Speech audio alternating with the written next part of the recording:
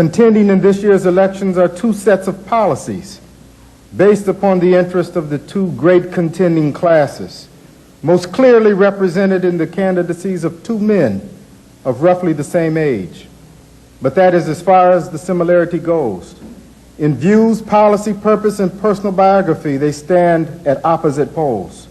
Gus Hall, outstanding representative and leader of the working class. Ronald Reagan, servant and serpent of the capitalist class. Gus Hall, leader and organizer of steelworkers, advocate of trade unionism, of nationalization to save the jobs, communities, and futures of steelworkers and their families. Ronald Reagan, union buster, scab, advocate of monopolization that is destroying hundreds of thousands of jobs in the basic mass production industries. Gus Hall, a fighter for unity of black and white, of all races and nationalities, of men and women, for progress and democracy, mobilizer of white workers in the struggle against racism. Ronald Reagan, a vicious racist, lead hound of the anti-affirmative action lynch mob in the Injustice Department and Anti-Civil Rights Commission. We should not be surprised. What else can we expect from a social system that goes all out for profits and against the working people and the poor people? Comrade Angela Davis is a communist mass leader who has demonstrated through her actions her complete dedication to the struggles of our U.S. multiracial, multinational, male, female, young and older working class. While President Ronald Reagan's policies of deployment of missiles to Europe, increased military aid to El Salvador, and U.S. troops in Lebanon bring the world closer to nuclear disaster, Comrade Angela Davis continually speaks to hundreds and thousands of people all over this country at rallies, demonstrations, college campuses, and on the radio and television for peace, for removing U.S. missiles from Europe, for no military aid to Central America, and for U.S. troops out of Lebanon. While Reaganism seeks to bust unions, close plants, force concessions, Comrade Angela Davis supports and joins picket lines of strikers, joins in protests of the unemployed, and rallies against plant closures. Ms. Davis, glad to meet you. I've heard a lot about you and of your work, and I hope you continue to fight what is right. And I would like to have your autograph if you don't mind. For my son, John.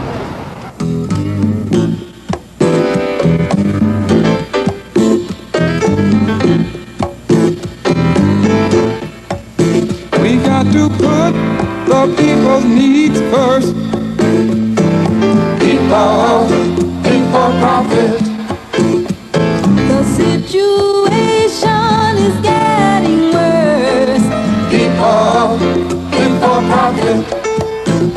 'Cause the billions that are made while we're underpaid gonna force a change. Put people for profit. Gus Hall was born in 1910 on the Iron Range of Minnesota. As a youth, he joined the Young Communist League and later the Communist Party, of which his working-class parents were charter members. Growing up in the midst of fierce class struggle, teenager Gus became a militant trade unionist laboring in logging camps throughout the state. His brilliant leadership qualities took on special dimension during the steelworkers' organizing drive in the 1930s. United Steelworkers President Phil Murray called Gus Hall the most able organizer in the Steelworkers Union. Gus Hall served in the Navy during the anti-fascist World War II. When the McCarthyite Cold War began, Hall, a member of the Communist Party's National Committee, was sent to prison in 1951 for 8 years under the notorious Smith Act for the so-called crime of thinking Marxist-Leninist ideas. For the last 25 years, Gus Hall has been General Secretary of the Communist Party USA. His hundreds of books, articles, speeches, his numerous appearances on TV, radio, and public forums across the United States has shaped him as one of the leading theoreticians, teacher, and tactician throughout the world communist and working class movements, as well as one of the best-known popular leaders in our own people's struggle for peace, equality, justice, social progress, and for a socialist USA. Angela Davis, born and raised in Birmingham, Alabama, lived on Dynamite Hill, as the black families called it, the site of the 1963 bombing of a black church that killed 4 Sunday school girls. Angela knew these little girls, their families, and the bitter fruits of racist violence. It was the realization that only the most radical solutions will vanquish racism and repression that led Angela Davis to join the Communist Party USA.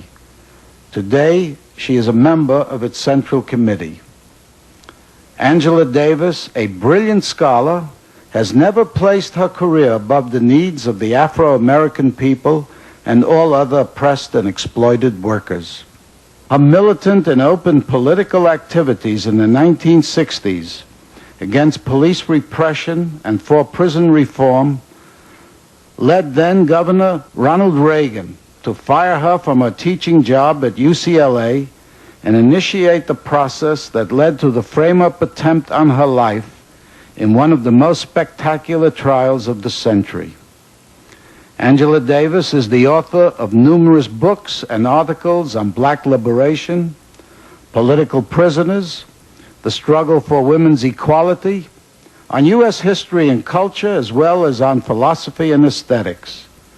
In addition to her heavy teaching schedules at 3 colleges in San Francisco, Angela Davis is a tireless campaigner and has spoken to massive audiences in practically all states of the Union. The main task before us in 1984 is the defeat of Reagan and the policies of the Reagan administration. And because we have come so close to the possibility of a global nuclear conflagration, this is the most important election of this century. The big lie, evil empire, anti-communism continues as the main ingredient of the Reagan's ideological offensive. There is nothing Reagan talks about without tacking on some aspect of the big lie. The monstrous myth of the so-called Soviet military threat continues as the basis for Reagan's hysteria propaganda campaign. The Reaganite policies of exporting counter-revolution, the accompanying covert and overt undeclared wars, the acts of official terrorism have emerged as frontline policies of the Pentagon-Reagan administration. The anti-communist foreign policies of the Reagan administration are no less dangerous than their domestic policies. If he is reelected, we may confidently expect the transformation of Central America into another Vietnam. Nicaragua may be invaded as Grenada was invaded last October, and the reactionary government in El Salvador will be propped up on a permanent basis by U.S. military aid and assistance in order to continue to thwart the will of the Salvadoran people and their goal of creating an equitable society. We cannot afford, my sisters and my brothers, 4 more years of a president who is determined to destroy the African National Congress of South Africa and the Southwest African People's Organization of Namibia.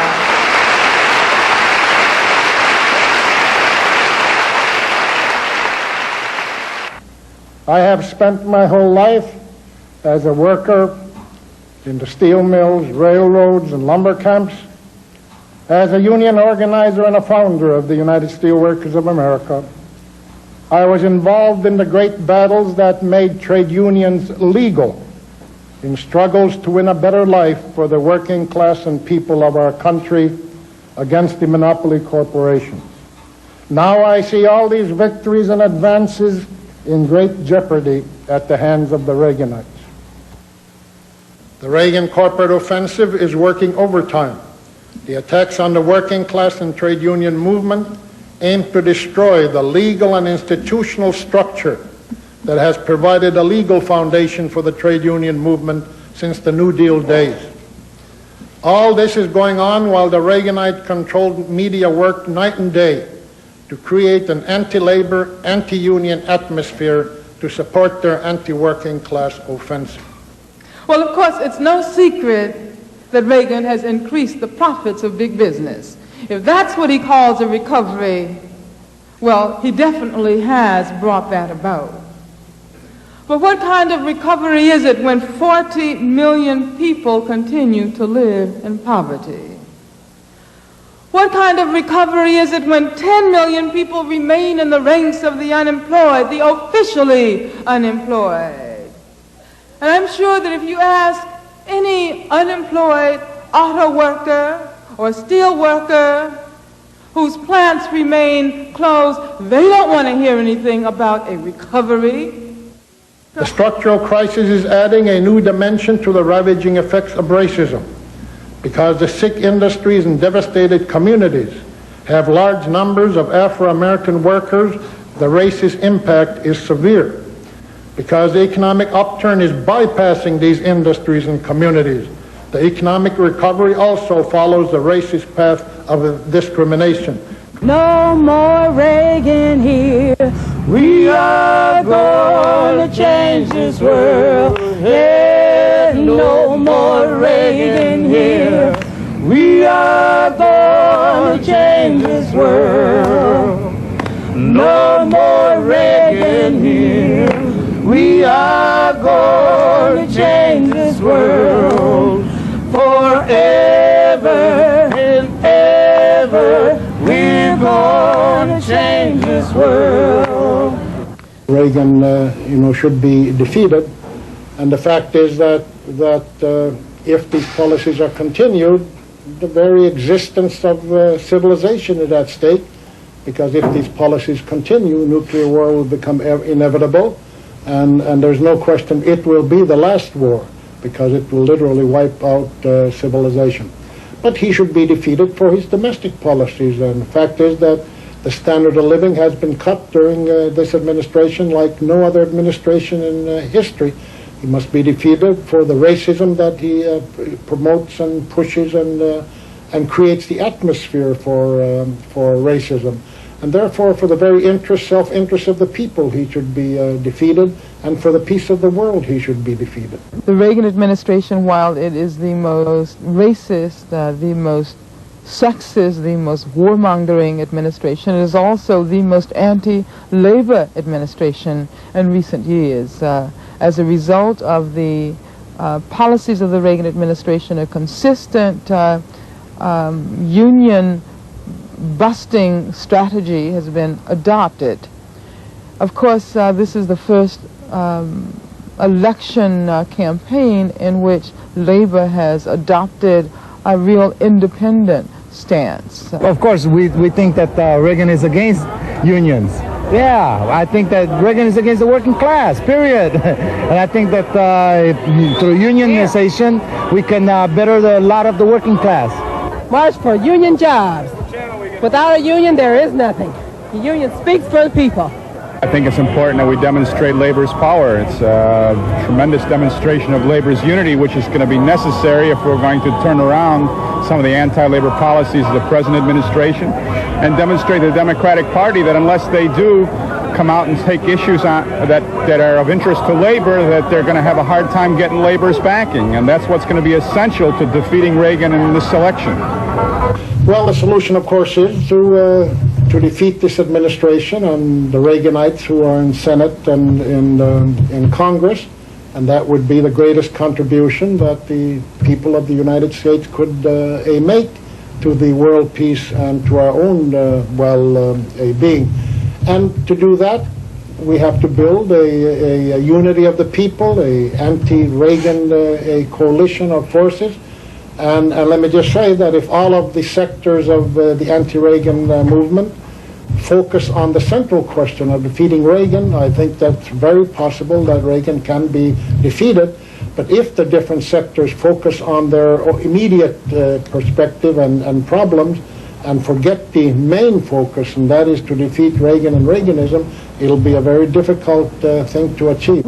We who believe in freedom cannot rest.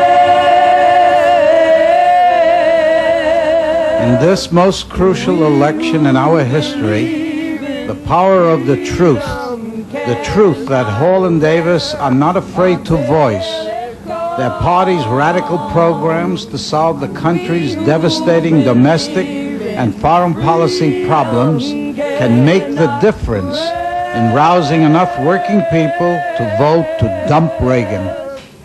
We who believe in freedom cannot rest until...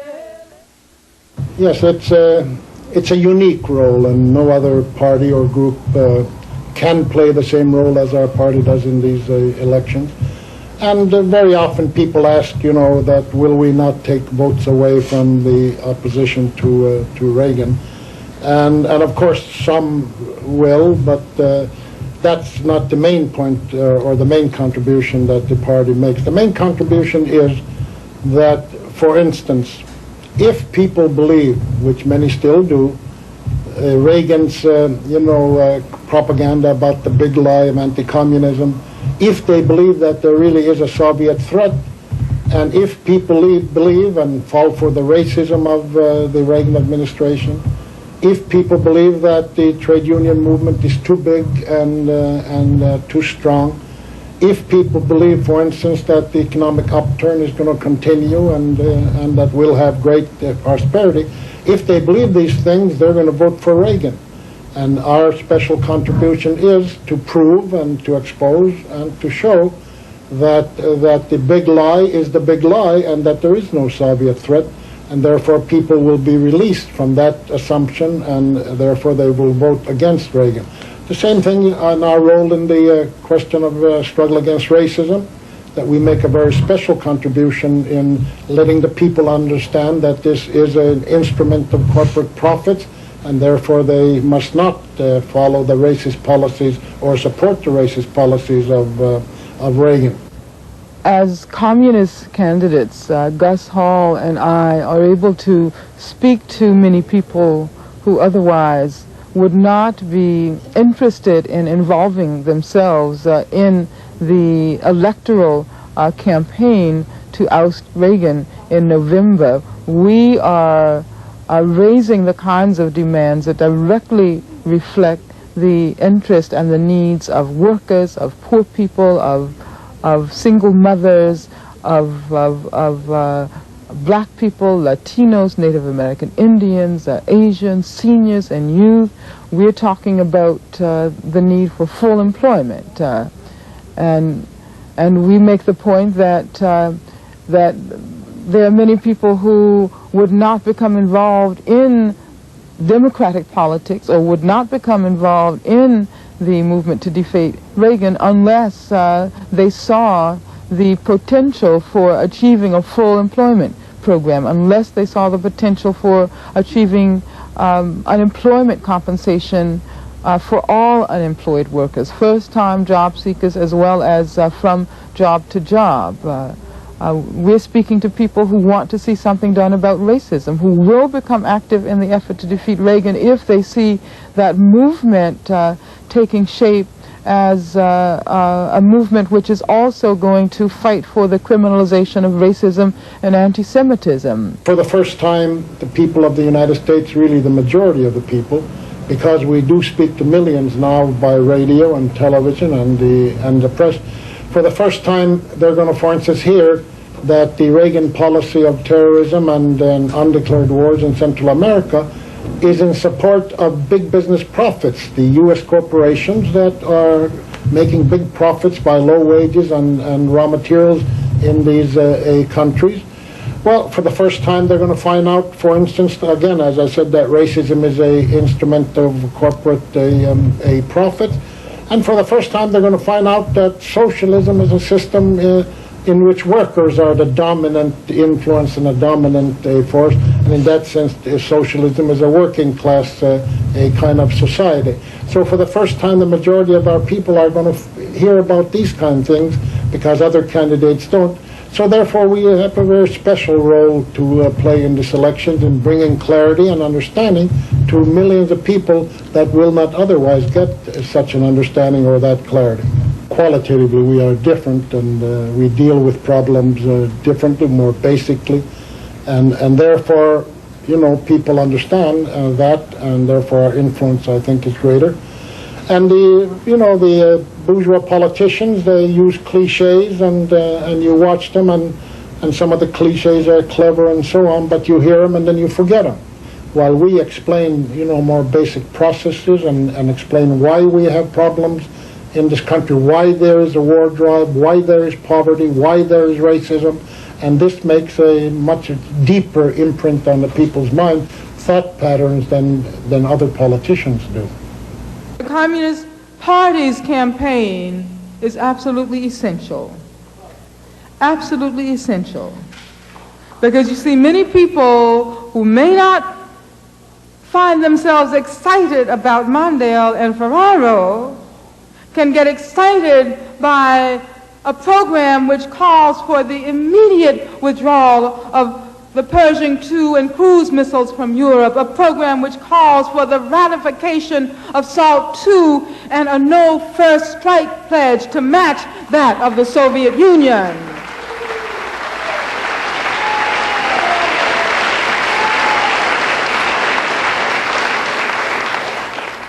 People can get excited about a demand to end the undeclared wars against Nicaragua and El Salvador. They can get excited about the demand to institute economic sanctions against the brutal apartheid government in South Africa.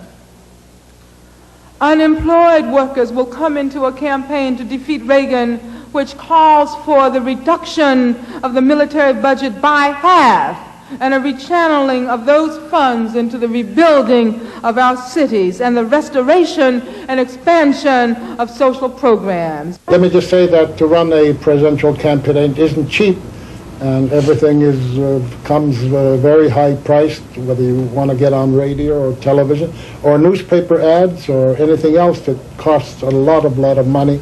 And of course, we are a working class party, and our money must come from, you know, working people generally, and therefore if you want to see the communist election campaign get on television, get on radio, well, you can do so by donating, and that's the way you can really participate and contribute to this great campaign. I just saw where the Republicans announced a special media campaign, and it's a $47 million extravaganza that they're going to put on television and radio alone. Really? $47 million? $47 million. That's just on television and radio.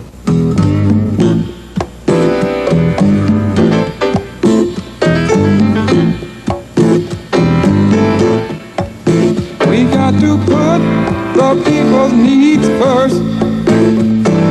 People for profit. The situation is getting worse. People for profit.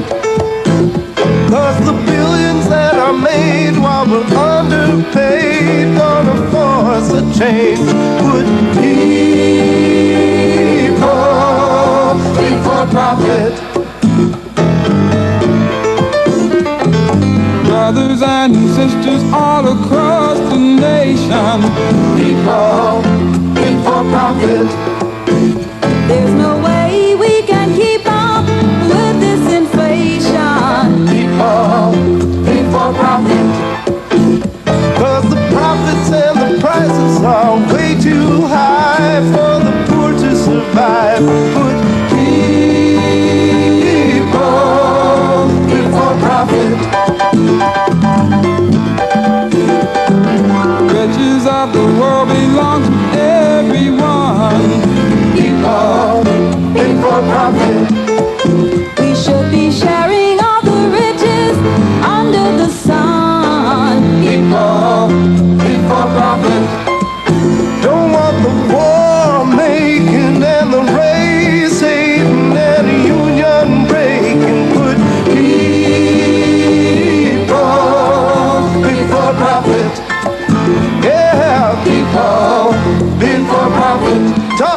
not you and me. People, Fit for profit, everybody here. people, Fit for profit,